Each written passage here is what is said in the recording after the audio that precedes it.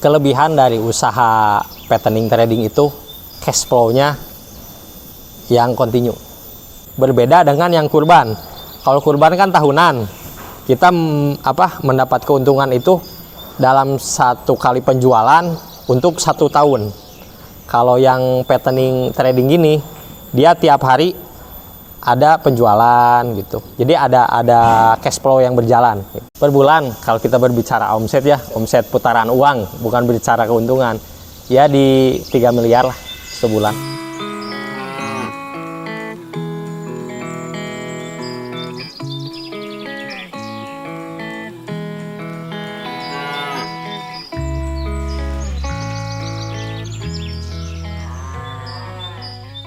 Assalamualaikum warahmatullahi wabarakatuh. Perkenalkan, nama saya Irfan Abdurrahman.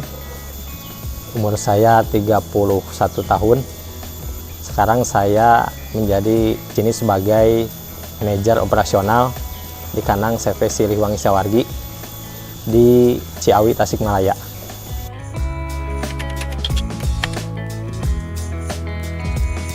Kandang ini dibangun tahun 2015 dan mulai pengoperasian tahun 2018. Pengoperasian ini sudah berjalan sekitar 5-6 tahun sampai sekarang. Kapasitas kandang ini awalnya hanya 300 ekor, tapi sekarang sudah bisa bertambah sampai 400 ekor.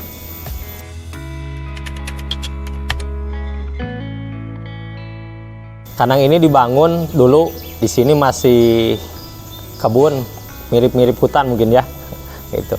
Tapi sekarang seiring berjalannya waktu dibangun tahun 2015 sampai 2017, sekarang 2018 pengoperasian, kita menjaring semua elemen yang ada di masyarakat. Jadi semua pekerja yang ada di sini, semua karyawan, semuanya masyarakat sekitar.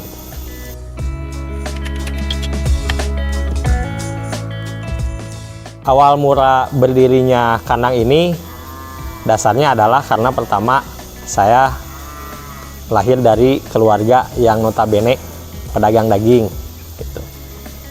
Lalu dari dagang daging itu mulai beranjak ke bisnis sapinya, dan mulai tahun 2018 mulai pemeliharaan sapi. Fokus usaha sekarang itu di bidang pengemukan dan penjualan, trading lah gitu ya, trading sapi gitu. Jadi dari sini, misalkan sapi datang dari produsen masuk ke kandang, itu dipelihara kurang lebih 30-90 hari. Kalau sudah kelihatan siap panen, itu mulai dipanen, disebar ke RPH gitu.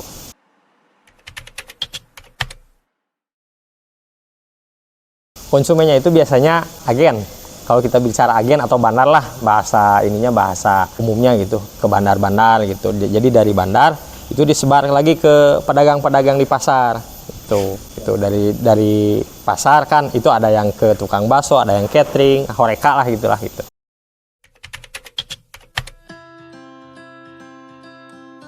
Dua-duanya gitu.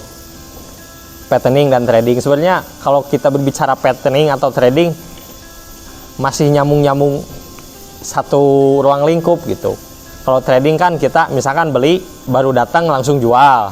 Biasanya kan itu overfaktur. Tapi kan kalau fattening, sapi masuk ke kandang itu kan dipelihara dulu selama beberapa hari, 1 bulan lah, atau misalkan 3 bulan. Itu nanti dilihat pertumbuhan bobot badan atau kita sebut ADG ya. Itu ada berapa, dikurangi nanti kosnya berapa gitu. Jadi ya mirip-mirip ke trading juga sih gitu.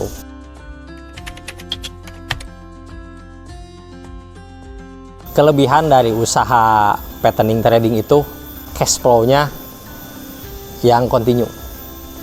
Itu kontinu karena supply-nya itu misalkan dari produsen. Kita ambil ilustrasi ya, dari produsen masuk ke depo. Jadi ini masuknya depo lah gitu, penampungan, terus ke bandar atau agen, lalu ke pedagang yang di pasar, sampai ke tukang bakso, itu rentetannya.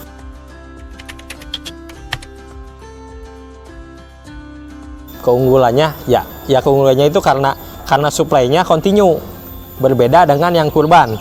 Kalau kurban kan tahunan, kita mendapat keuntungan itu dalam satu kali penjualan untuk 1 tahun. Kalau yang patterning trading gini, dia tiap hari ada penjualan gitu. Jadi ada cash flow yang berjalan gitu. Kalau di patterning trading.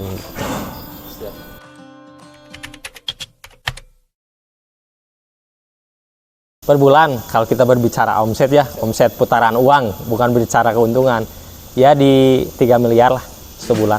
Tapi ini gambaran kasar ya gitu. Enggak apa namanya? Enggak fluktuatif gitu, tapi di angka 2 miliaran ada 1 bulan. Gitu. Tergantung dari sikon pasar itu sendiri gitu.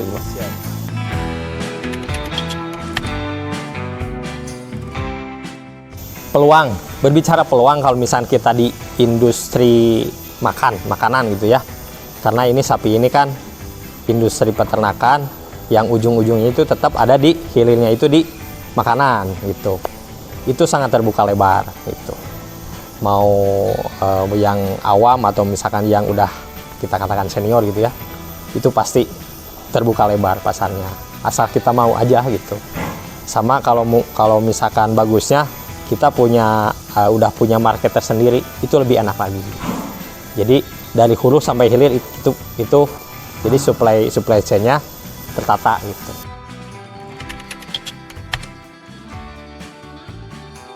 Sebenarnya daging impor masing-masing punya pasar sendiri gitu. Yang biasa pakai daging impor sama yang biasa pakai daging lokal itu bakal beda segmennya gitu. Karena kalau kita berbicara sapi lokal itu kualitasnya pasti di atas daging impor. Kalau daging impor kan udah melalui tahap peeling atau misalkan dibekukan gitu ya. Kalau kultur di kita kan masih yang maunya pengen yang masih segar nih, yang kayak gimana gitu ya, makanya masih dominan yang lokal gitu, daging lokal. Kalau impor ya hanya penyambung lah disebutnya gitu, untuk menutupi yang lokal ini gitu.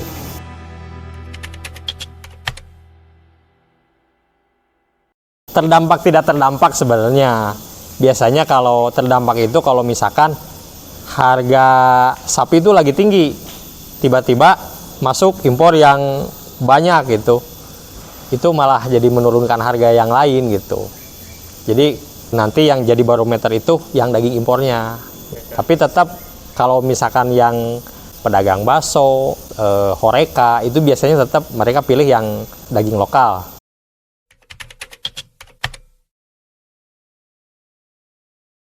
Ya kalau berbicara utang gitu ya, utang di dunia peternakan itu ya ada. Nggak hanya di sapi aja sih sebenarnya, di jenis bisnis yang lain pun sebenarnya sama aja gitu. Utang itu ya adalah gitu.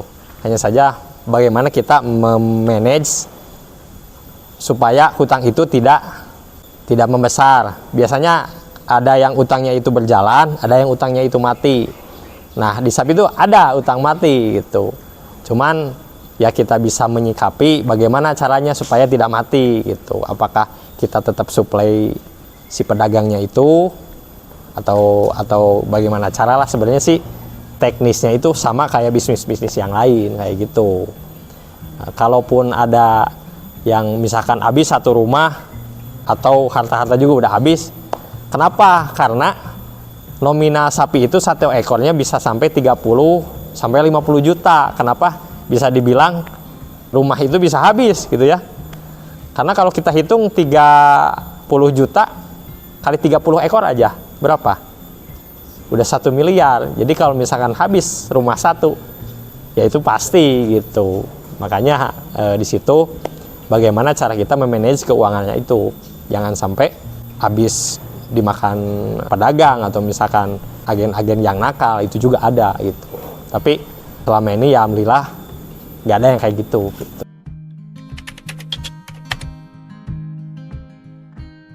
Bicara memulai, kita nggak punya apa-apa, berarti satu, kita harus nyari investor kan ya. Gitu. Kalau nggak punya gitu kan, kita hitung misalkan estimasi satu ekor itu hitung 20 juta. Kalau mau memelihara 10 ekor berarti 200 juta. Kalau kandang, itu kandang sebenarnya sekarang banyak kandang yang disewakan. Kita bisa menyewa, biasanya sewa itu per ekornya dihitung. Apakah itu Rp3.000 atau Rp5.000, itu variasi tergantung kebijakan pemilik kandang itu sendiri. Dan itu juga melingkupi antara lain tenaga kerja, terus listrik, air, dan sebagainya, itu sudah direkap oleh penyewa kandang. Terus dari segi pakan, dari pakan itu biasanya kita estimasi satu ekor itu bisa menghabiskan 10 kilo konsentrat. Kalau kita mau berbicara fattening gitu ya, 1 kilo konsentrat itu estimasi misalkan di asumsinya di Rp4.000. Berarti kalau dikali 10, 40.000 gitu ya. Tambah biaya lain-lain, itu hijauan atau misalkan jerami, atau misalkan kita mau tambah tenaga kerja, kita estimasi hitung Rp5.000 per ekor. Kita hitung seperti itulah asumsinya gitu. Berarti biayanya itu 45.000 pakan plus biaya, tambah kalau misalkan ada sewa kandang tambah 5.000, jadi 50.000 untuk 1 ekor. Nah, berbicara nanti kan ada nih prestasi yang dihitung dari pertumbuhan bobot badan, atau disebutnya kalau di sapi itu ADG, average day growth. Nah, itu nanti dihitung kenaikannya itu per hari berapa kilo. Misalkan ADG 1 kilo, kalau harga sapi 45.000, berarti ada keuntungan 5.000 per hari per ekor. Dikali 5.000 dikali berapa hari pemeliharaan. Apakah itu 3 bulan, atau misalkan 1 bulan, atau 2 bulan, itu nanti dihitung. Nah, keuntungannya itu di situ. Apalagi kalau misalkan kita punya selisih harga nih. Misalkan biaya pemeliharanya itu 1 bulan. Bulan depan harga itu naik sapinya. Jadi kita ada nilai tambah dari situ. Misalkan beli sapi 50.000 nih. Kita jual bisa nanti 55, punya margin 5.000. Jadi dari fattening dapat, dari pengemukan juga dapat. Itu kalau kita berbicara hitungan kasar. Tapi itu juga ada risikonya juga gitu. Risikonya ya misalkan ternak sakit, pertumbuhan bobot badan tidak terkejar, operasional nombok, itu sih biasanya ada. Tapi ya gimana kita memanagenya itu sendiri.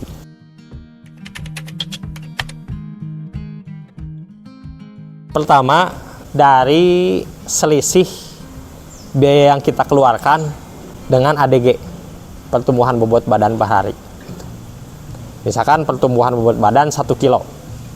1 kilo sapi itu misalkan 55.000, biayanya 50.000, berarti ada 1 hari untung Rp5.000 selisih ya, selisihnya itu dari situ dikali 1 bulan, berarti 150.000 per ekor. Itu belum misalkan kita pembelian harga sapinya lebih murah nih, kita beli sapi misalkan 45.000, berarti untuk ke 55.000 ada selisih 10.000. Nah, itu keuntungan yang kita dapat, 10.000 dikali bobot sapi itu. Misalkan bobot sapi 300, berarti besarnya di tradingnya yang besar, patterningnya kecil gitu.